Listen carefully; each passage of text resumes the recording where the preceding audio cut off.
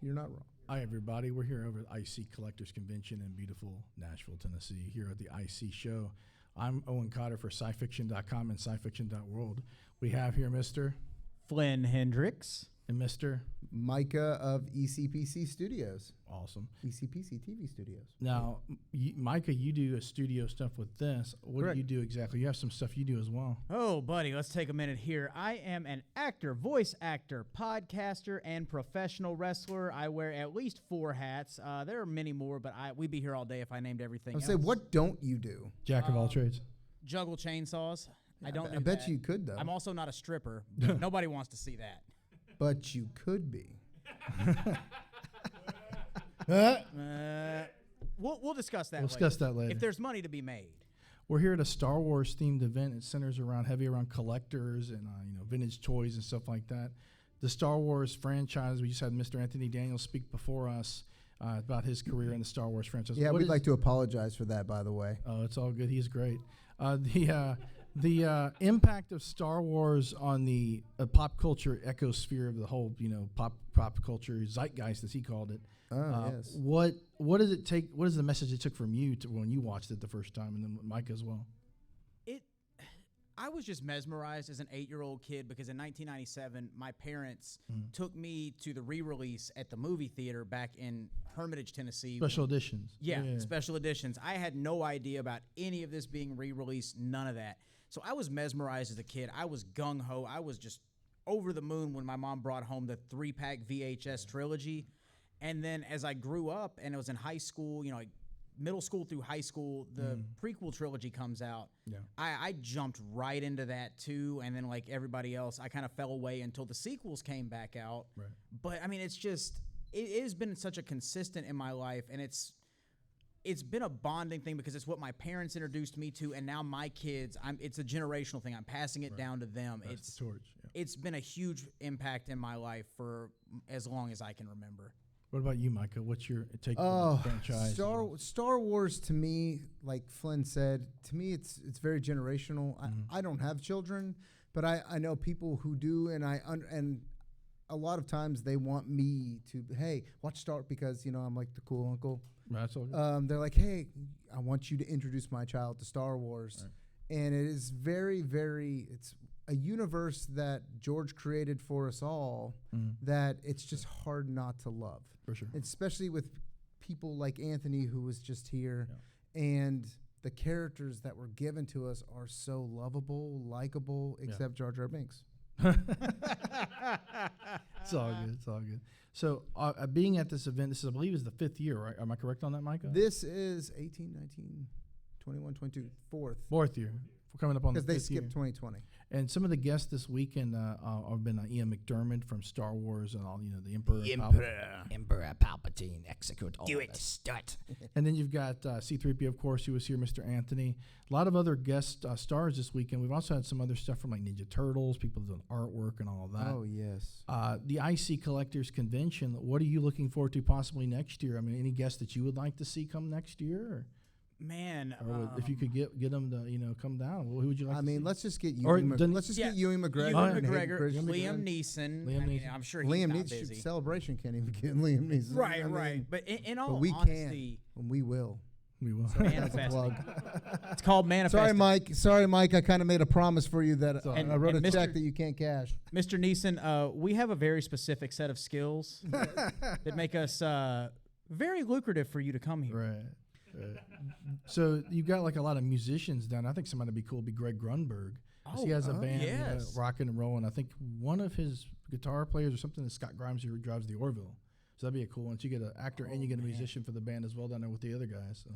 Get a nice little Con Men concert going on. You got Con Men. You can have Greg Grunberg and a whole bunch of assemblage of people. It would be a no pun intended Royal Rumble. Oh yeah. No pun intended. The one thing I love about this convention is that it's very, very friendly. Yeah. It's for the collector by a collector. Right. It's very inclusive. It's very family oriented. It is run by one of the most gentle-hearted, great men that I know. Yeah. Yeah. Michael Havens. He is man, the founder of the myth, event. the legend. And Right. like when he came on our show, he said, "I'm not only the president, I'm also a client." Right. He's one of the biggest toy collectors probably in the South. For sure. Absolutely. And I mean, like, just when I reached out to him the first time, because my first IC convention was in 2019 back in Williamson County. Right. I knew the convention was coming up. I hadn't even bought tickets yet, but I asked if he wanted to be a guest on my show. Okay. And just him coming on, being so generous, so approachable, and telling his story. He literally is one of us fans, and he made this convention for everybody to come, have those experiences. And, like he referenced not having the Imperial Shuttle as a toy when he was a kid. Right. That's a great toy, too. Yeah. Yes. Now he owns 5. I've seen one out for sale on the floor there. Like, he brings all this to us so that we can have those nostalgic childhood feelings, have those memories, and pass them on. Keep it generational like Star Wars is for us. Just pass it on to our kids, or bring your dad with you that maybe bought these toys for you when you were a kid, and you get to relive those memories again. It's an amazing thing he's done. I got to ask you, Micah, and also you as well, Flynn. What is your favorite aspect of Star Wars? Are y'all looking forward to the Obi-Wan, of course, and all these new shows? I am looking. It looks amazing. It trailer. looks so good. I only have one really complaint is the Inquisitor's head. They're good. The Inquisitor's head kind of bothers the crap out of me, but I understand. Cad Bane's hat bothered the crap out of me too in Mandalorian, but sometimes you just got to be like Elsa and let it go. So Disney, that was for you. But I'm sorry, I'm just trying to please the mouse. Everyone please the mouse so we can all have please the Mickey Mouse. Star Wars. Right. Star Wars is just I'm actually looking forward to sorry, I just got a text from security. I thought it was George Lucas. No, George is next week. Okay. He'll be on the show next week, but it'll be me in a costume. No, sorry, I lost my train of thought. I'd like to apologize. I'm actually looking forward to Andor.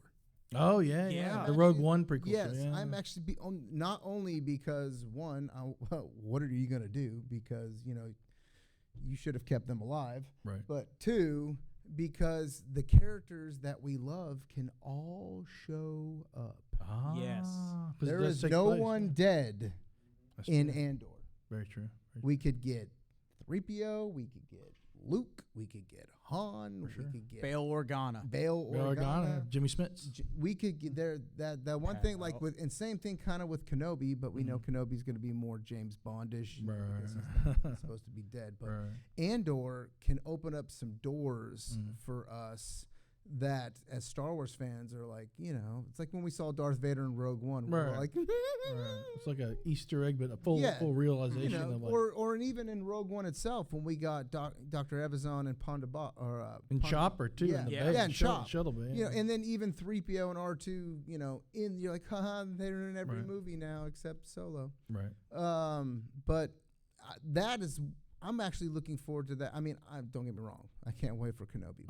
Andor can open some doors to Star Wars fans that were previously closed. For sure. And that to me is exciting. Now, Kenobi, it's going to blow us all out of the water. Oh yeah. Let's not be. It's going to be hard to make that bad, especially if Filoni and Favreau are kind of looking over it, since they're kind of the Kevin Feige of TV. Kevin Feige of the Star Wars of the Star Wars TV. Right. I mean, I know they didn't write it or anything like that, but they're kind of the approval matter. Approval guardians. Yes, that's the good stuff. So, but they did let us down Book of Boba Fett. But I still, in Filoni and Favreau, we trust. So I'm actually looking forward more to that. Yeah. And then Ahsoka, I can't even tell you what I want to know about Ahsoka. I want Grand Admiral Thrawn so bad I can taste it. I want Ezra as far as that goes. Ezra Bridger, Yeah. We were talking actually today. I got to run into Timothy Zahn. I was asking him that very same question. He said Filoni's got it ready. He just needs the 2 bookends so he can fill in the gap with the literature of all the jazz and all that.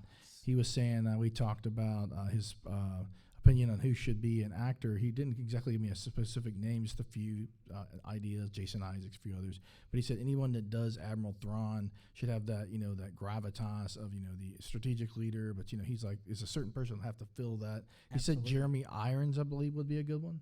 Something like that. Oh, voice of Scar. Yeah, versus Scar. I actually want.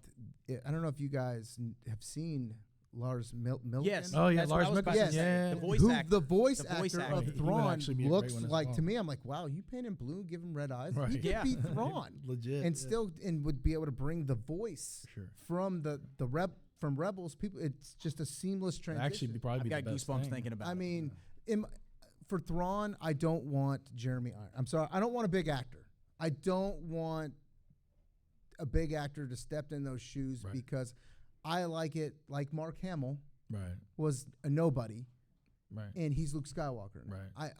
I don't want somebody who I'd be like, oh, that guy's Scar, and that guy's Right. Yeah. been in Aragon, and that guy's in Man in the Iron Man. You know, I would rather have someone who can take the part and make it their own, and we can go, that guy's Thrawn. Yep. Lars Mikkelsen, if you're watching, you should be the next. I mean, the rumors are already running rampant, so Yeah, let's they are. hope Let's hope they're true. I would hope so. I mean, the guy is tall. He looks like him. He's a perfect, Just paint him blue. which is one of the reasons why they casted him as Thrawn too, Right. because they're like, hey, you kind of have the look and the voice. Yeah. And his brother's already in the franchise as Galen Erso anyway. Oh, yeah, so true, yeah. keep it in the family. So I mean, I just think that I don't want a big actor. That's my opinion. Right. Just because, just like with Marvel movies, Marvel movies are great because we got actors we didn't know, and True. they made great characters. And so, but that's my opinion when it comes to a lot of superhero stuff. And don't give me someone big. Give me someone who can break the character out. Absolutely. I got to ask both you guys. We've been a collector expo, heavy in Star Wars vintage toys. Do either of you, Flynn, do you collect or what? Oh, Look to your left. You left? yeah, he's got me beat this Look to your weekend. left. Gee whiz, everybody, he's got a loot. Oh man, that's some good stuff. And that's not even the tip of the iceberg. Yeah, that's dangerous. I over was there. tame this weekend compared to I these was- guys. Got to hold your wallet intact. You know? Yeah. So what kind of, you collect mostly vintage or modern or both? I'll be honest. Like I grew up collecting the Power of the Force, Okay. the Kenner figures, but I am absolutely in love. And yeah, here they come again. They just Oh, put me wow. to shame again with What a did you case buy? coming. Right. Uh-oh, we got some toys coming in the Can't building. let you right go now. anywhere. I love the 6-inch. He's bringing you even more toys, man. I love the 6-inch Black Series. yeah. I collect Dragon Ball because those were the two big things for me growing up. Dragon Ball and Star Wars are my main go-tos. Oh wow, he's got a snow speeder here in the back. And it's a Black Series, I believe, as well. It's always Black Series with him. So the collector aspect of the event is wildly popular. And of course, it builds a community of people that enjoy the collecting ecosphere. What would you like? What's the message of all the collecting jazz and all the stuff in general? What does it like mean to you, Micah? Collecting for me is one self-gratification. I'm not going to lie. Just getting that one figure Right. that you've needed. Yeah. And you're like, Last 17, Power of the Force. yes, you're just like, oh my God, I got it finally. Right. And also a shared community. I love yeah. like me and like the gentleman you just saw come in. He's my Right. best friend, and we going out hunting together for something is just fun to us, which Yeah. most people would find boring. I love the thrill of the hunt. Yeah. Of trying to find the thing that you want. Right. And then the gratification of when you finally get it, and then when you get it for that price that you want. That you want. That's not. That you're like, yeah. you know, you stick to your guns. You say, I want it for this price. Right. It makes all the times of going to the store and finding the empty pegs, or Right. the pegs of the Landos, the Roses, the Finns, whatever it may be. When you finally find that fresh wave there, or you find that one that shouldn't be there, but it a is. blue snaggletooth or a yak face. or Right. something like that. Yeah. When you get there, like nowadays, all Targets are Lando Calrissians. Right. And the Carbon collection. Yeah. It's like green Calrissians, vintage collection Calrissians. And Random you're- Bo-Katan. Can't wait to see these on clearance. Lando Calrissian. But the What have we here? what have we here? We've got the aspect of collecting and stuff. Next year, are you guys gonna will you be here as well? Oh, And absolutely. awesome, me as well. We will run this podcast room until Michael Havens tells us no. Yeah, this is an amazing event. Don't get any ideas, Michael. Don't get any ideas, Mike. Yes, please don't. We love it. We love you, and you are beautiful. I collect as well. I did gear towards vintage and some of the modern stuff too, but I agree with both you guys. The event's awesome. Well, it was a pleasure having you on the show, Mike. Thank you for having us. Thank Yeah, you for thank you, having man. me. Thank you for having me as well, Flynn. Of course. At the event, IC Collectors Convention. Check it out. We'll be here next year, hopefully. I think I will, and these guys will too. Amen. This summer, saddle up in Smashville as the Music City hosts the hottest party of the summer, WWE SummerSlam Nashville. For the first time ever at Nissan Stadium, a little bit country, a little bit rock and roll, a whole lot of kick ass.